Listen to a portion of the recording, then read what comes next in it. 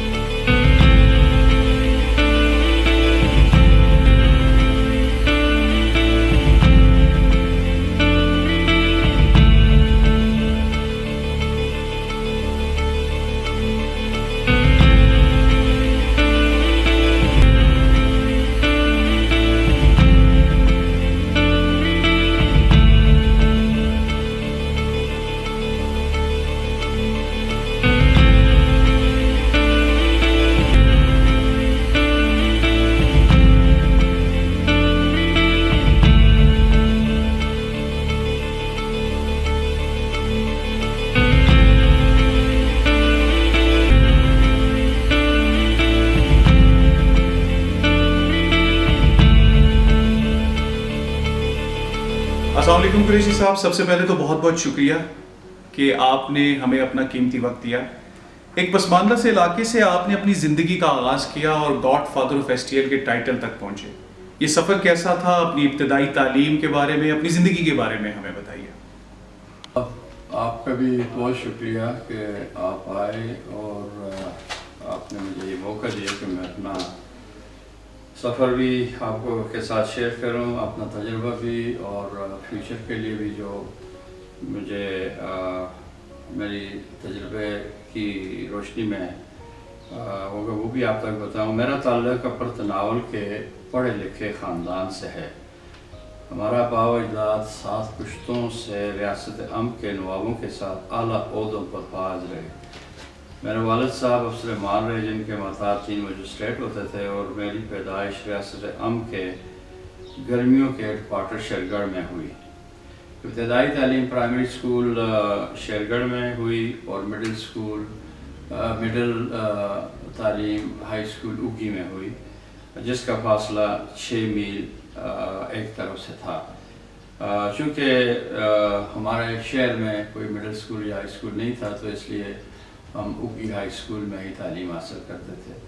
उसके बाद मैं कराची चला गया, वहाँ से मैंने सेंट पॉल से मैट्रिक और एसएम कॉलेज से मैंने एफएससी पास की, और उसके बाद मैं पेशावर यूनिवर्सिटी आ गया।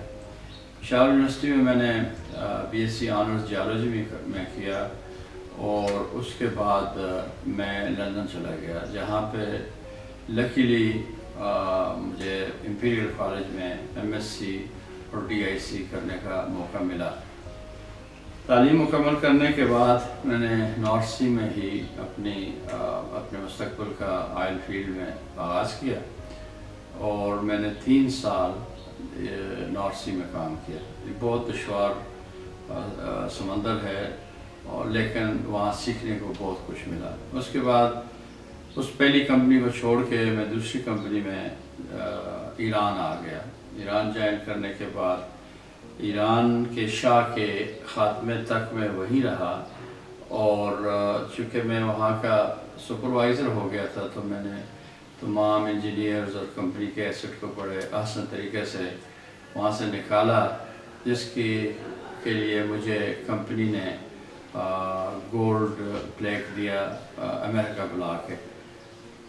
اس کے بعد پھر میرا تبادلہ بحرین میں ہو گیا. بحرین سے پھر نائجیریا سے پھر لیبیا اور اس کے بعد مجھے کویت مینیجر کے سینئر ڈرلنگ انجینئر کے عہدے پر میری تبدیلی ہو گئی.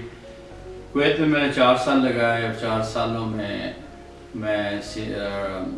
اپلائی ڈرلنگ ٹیکنالوجی انجینئر رہا اور وہاں پہ میں نے کویت کے ہر ایک فیلڈ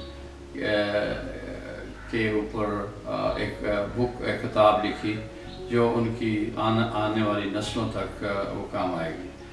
اس کے بعد کویت سے ہی مجھے انہوں نے ایریا مینیجر بنا دیا جس کے انڈر ایجپٹ اور سیریا اردن ایران شامل تھے.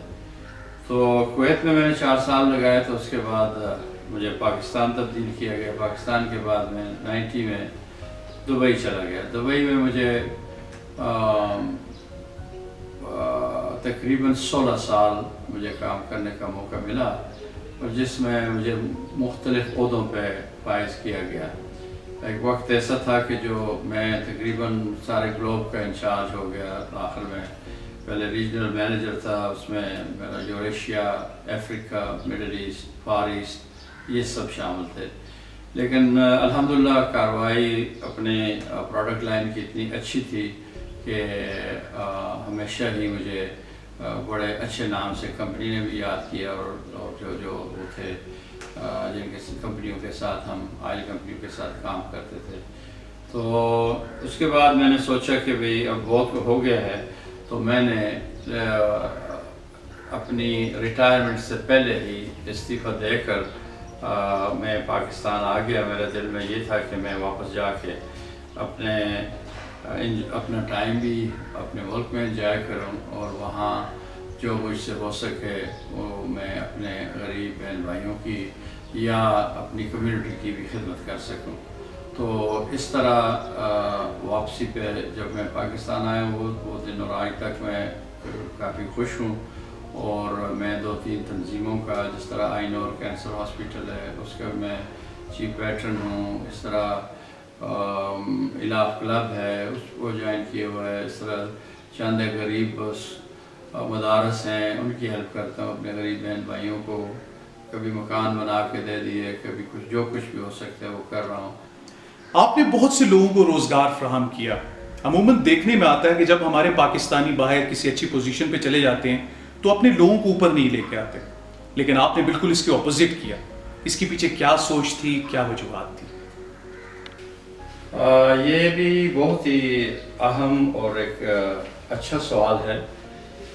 ساری زندگی میں نے کبھی بھی یہ دل میں نہیں لایا کہ کسی کو میں اگر ملازمت دوں گا تو وہ شاید میری جگہ کو سپرسیڈ کر لے.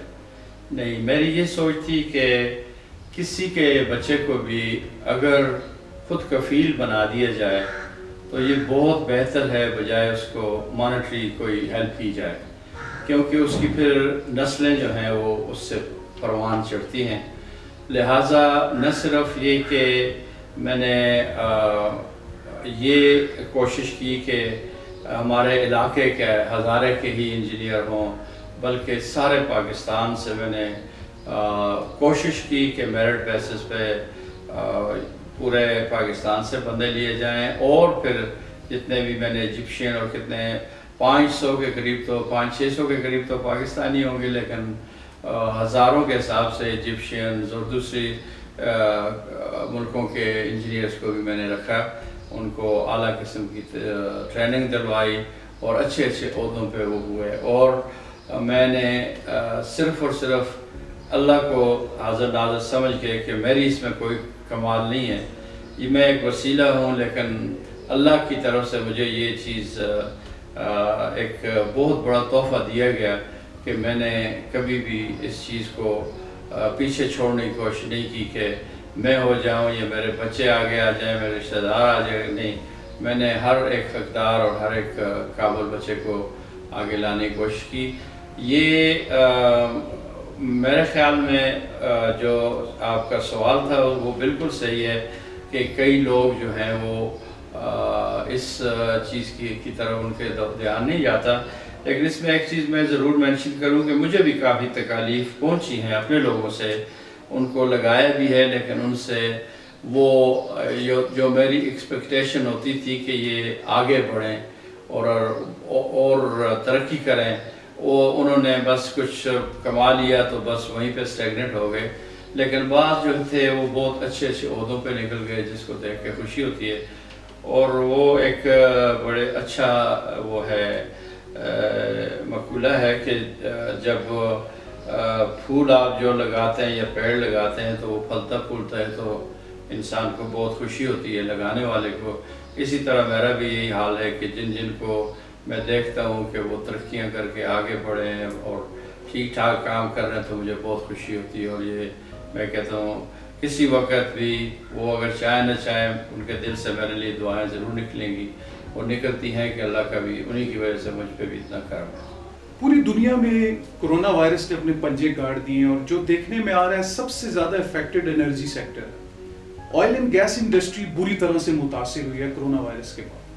آپ آئل اینڈ گیس انڈسٹری کا فیوچر کہاں پہ دیکھتے ہیں؟ یہ بھی اچھا کوشچن ہے، لیکن یہ مت بھولیں کہ آئل سیکٹر میں ہمیشہ 5 6 7 سالوں کے بعد ایک سائیکل آتا ہے کہ جس میں پرائسز بہت نیچے چلی جاتی ہیں۔ جب پرائسز نیچے جاتی ہیں تو آئل کمپنیز بھی اپنا آپریشن کم کر دیتی ہیں، تو اس کی وجہ سے ملازمتوں پہ بھی بہت بڑا اثر پڑتا ہے۔ کرونا سے پہلے یہ جو سائیکل آیا ہے یہ کچھ گزشتہ سالوں سے کافی لمبا رہا ہے، اور اب چونکہ یہ وبا اس طرح کی پھیل گئی ہے کہ اگر آئل کمپنیاں چاہیں بھی تو وہ انجینئرز کو یا ملازمین کو بلا کر کام نہیں کرا سکتے اس شدت سے جس کی ضرورت ہے، کہ ہر ملک نے پابندی لگائی ہوئی ایک جگہ سے دوسری جگہ سفر کرنے میں۔ تو میرے حساب سے یہ جب تک کرونا ہے، اور جو کہ سب کی پریڈکشن یہ ہے کہ یہ کہیں 2021 میں آخر میں یا مڈل میں یہ وینش ہو جائے گا، تو اس کے بعد بھی 1 آدھ سال اس انڈسٹری کو ریوائول میں لگ جائے گا۔ تو اس حساب سے اگر یہ دیکھا جائے تو نئے انجینئر یا نئے لوگوں کو نوکریوں کے چانسز جو ہیں وہ کم و بیش 2 سال کے بعد ہی سامنے آئیں گے۔ اور اس دوران میں یہ کہوں گا کہ جو لوگ جنہوں نے گریجویشن کر لی ہے اور آئل فیلڈ میں انٹرسٹڈ ہیں، تو بجائے ٹائم ضائع کرنے کے اپنے آن لائن کورسز کریں، اپنی انگلش امپروو کریں، اپنے آپ کو اس لیول پہ لے آئیں کہ جہاں جب دوبارہ انٹرویوز ہو رہا ہوں تو اس میں وہ آسانی سے یہ کمپنیوں کو جوائن کر سکے۔ ضرور یہ ریوائول ہوگا، کیونکہ آئل کے بغیر تو گزارا نہیں ہے کسی کا بھی، تو یہ تقریباً میرے حساب سے اللہ کرے پہلے ہو جائے، لیکن 2-1 سال اس میں لگیں گے۔ آپ نے پرائیویٹ سیکٹر کے اندر لوگوں کو روزگار فراہم کیا، لوگوں کی اتنی خدمت کی، اور ابھی آپ پاکستان واپس آئے، آپ چیریٹی کا کام کر رہے ہیں۔ اگر آپ کو کوئی سیاسی پوزیشن دے دی جائے تو شاید آپ مزید بہتری سے پرفارم کر سکیں، تو کبھی سیاست میں آنے کا نہیں سوچا آپ نے؟ میں نے جو خدمت پرائیویٹ سیکٹر میں جو کام کیے ہیں، ان کمپنیوں کا کام کرنے کا طریقہ بالکل مختلف ہے کہ جب وہ دیکھتے ہیں کہ ایک بندہ آنیسٹ ہے، ہارڈ ورکنگ ہے، تو اس کو بالکل فری ہینڈ دے دیے جاتا ہے۔ آپ یہ تصور بھی نہیں کر سکتے کہ $50,000 کی میری گرانٹ آف اپروول تھی، تو میں اگر وہ 50 نہ کرتا تو اس حساب سے کروڑوں ڈالر کی مجھے وہ اتھارٹی دی ہے، اس پہ کوئی چیک اینڈ بیلنس نہیں۔ جب میں پاکستان آیا، یا میں آتا جاتا رہا ہوں، میں دیکھتا رہا ہوں کہ سیاست میں یہاں آپ کھلے ہاتھ سے، کھلے دل سے کام نہیں کر سکتے، آپ کو ہمیشہ کسی کی اپروول لینی پڑتی ہے یا اس میں کافی ہرڈل ہوتے ہیں۔ تو اس وجہ سے جب میں آیا تو میں نے کہا میں یہاں پہ وہ کام کروں کہ جو میں اپنی مرضی سے، اور اس میں جو فائنینشیل سپورٹ ہو، یا میرے جو لواحقین ہیں، رشتہ دار ہیں، دوست ہیں، اگر وہ بھی مل کے ہیلپ کرنا چاہیں تو وہ کر سکیں۔ جس کی میں مثال یہ دے سکتا ہوں کہ جب آئی نور یہاں ایبٹ آباد میں کینسر ہاسپیٹل 2 بجے بند کر کے چلے جاتے تھے، اور وہ اتنی اعلیٰ قسم کی فیسلٹی سب کچھ، اور لوگ محروم ہو جاتے ہیں۔ جب ہم نے یہ یونین یہاں پہ بنائی تو اب یہ عالم ہے کہ وہ 24 گھنٹے ہے، اور اس میں دنیا بھر کے کام کیے، اور ہر اس پورے غریب طبقے کو اتنا فائدہ مل رہا ہے۔ پھر یہ جو میں نے مکانوں کی بات کی، یہ سب اس میں فائننس ڈالتے ہیں، کرتے ہیں، وہ میری سپرویژن میں خود کرتا ہوں۔ تو ان چیزوں سے جو دل کو سکون ہوتا ہے، شاید میں سیاست میں آ کے مجھے ڈرائنگ روم لابینگ ہی کرنی پڑتی یا کچھ اور کرنا پڑتا، تو مجھے وہ چیز پسند نہیں ہے۔ میں ایک آزاد لائف گزاری ہے، اور میں یہی چاہتا ہوں کہ میں اپنی آزادی سے جو چاہوں، میں ضرور اپنے رشتہ داروں سے، بچوں سے، سب سے ڈسکس کر کے آگے کوئی پروجیکٹ شروع کرتا ہوں، اور دوستوں سے۔ تو مجھے اس میں بہت خوشی ہے، اور میں اس میں زیادہ کامیاب ہوں بجائے اس کے کہ میں خواہ مخواہ کی سیاست میں جا کے میں یہ پرفارم شاید نہ کر سکوں۔ کسی بھی مقام پہ پہنچنے کے لیے انسان اپنے سامنے کچھ گولز، کچھ پرنسپلز رکھتا ہے۔ آپ نے اس مقام تک پہنچنے کے لیے اپنے سامنے کن سنہری اصولوں کو رکھا؟ بہت عمدہ سوال ہے، اور اپنے آپ کو کسی بھی مقام پہ پہنچانے کے لیے آپ کو ہر قدم پہ ایک نیا گول سیٹ کرنا پڑتا ہے۔ اسکول کے زمانے کے بعد جب یونیورسٹی کے بعد یہ گول کہ اعلیٰ تعلیم ہو، اس کے لیے لنڈن جانا، پھر نوکری کرنا، پھر اس کے بعد جو ذہن میں بہت زیادہ یہ چیز تھی کہ سب کی خدمت کی جائے، اور جہاں بھی ملازمت کی جائے وہاں اپنا ایک مقام پیدا کیا جائے، اور وہ اس میں الحمدللہ مجھے بے انتہا کامیابی ہوتی رہی، اور وہ ہر ایک کامیابی میرے لیے ایک نہ صرف سنہری اصول بنا، بلکہ میرے لائف کو اس نے تبدیل کر دیا۔ اور الحمدللہ اس کے لیے اس میں کوئی شک نہیں کہ نہ صرف ایک گول ہی سیٹ کرنا پڑتا ہے، بلکہ اس کے لیے بے انتہا محنت بھی کرنی پڑتی ہے، اپنے آپ کو دیانتدار بھی کرنا پڑتا ہے، اور اللہ تعالیٰ کی طرف ہر وقت ہاتھ اٹھا کے اپنی کامیابیوں کے لیے دعا بھی مانگی جاتی ہے۔ اپنی زندگی کے تجربات کو سامنے رکھتے ہوئے نئی نسل کو کیا پیغام دینا چاہیں؟ نئی نسل کے لیے تو بہت ہی مختصر اور بہت اچھی ایڈوائز میں دے سکتا ہوں کہ جو کام بھی کریں دل لگی سے اور محنت سے کریں، چونکہ ہمارا مذہب اسلام ہے، اور وہ ہمیں ہر وہ چیز سے منع کرتا ہے کہ کوئی بھی نشہ نہ کیا جائے، اور اپنی کام میں محنت کی جائے، اور دل لگی سے، دیانتداری سے کام کیا جائے۔ تو اس کے ساتھ ساتھ اپنے بزرگوں کی دعا اور اللہ تعالیٰ کو ہمیشہ اپنے سامنے رکھ کے، اور اپنا محاسبہ کرتا رہے کہ بھئی میں جو کچھ کر رہا ہوں کیا یہ درست ہے؟ اگر درست ہے تو میرا یقین ہے کہ وہ بالکل کامیاب ہوگا، اور والدین کی دعائیں اس کے ساتھ ہونی چاہیے، اور اپنی قوم، اپنے ملک، اپنے غرباء، ہر بندے کا جب وہ خیال رکھے گا بچپن سے ہی، تو وہ آگے بڑھ کے اس کو بے انتہا کامیابی نصیب ہوگی۔ بہت بہت شکریہ آپ کا کہ آپ نے اپنی زندگی کا سفر نامہ ہمارے ساتھ شیئر کیا. آپ کا بھی بہت شکریہ کہ جو اتنے ٹیلنٹڈ سوالات کیے، میں وہ ایکسپیکٹ نہیں کر رہا تھا، لیکن آپ نے تو میری زندگی کا 50 سال کا نچوڑ 1 گھنٹے 1.5 میں لے لیا، اور جو بغیر معاوضے کے، ورنہ میں اپنی کنسلٹنسی کا بہت بڑا معاوضہ لیتا ہوں.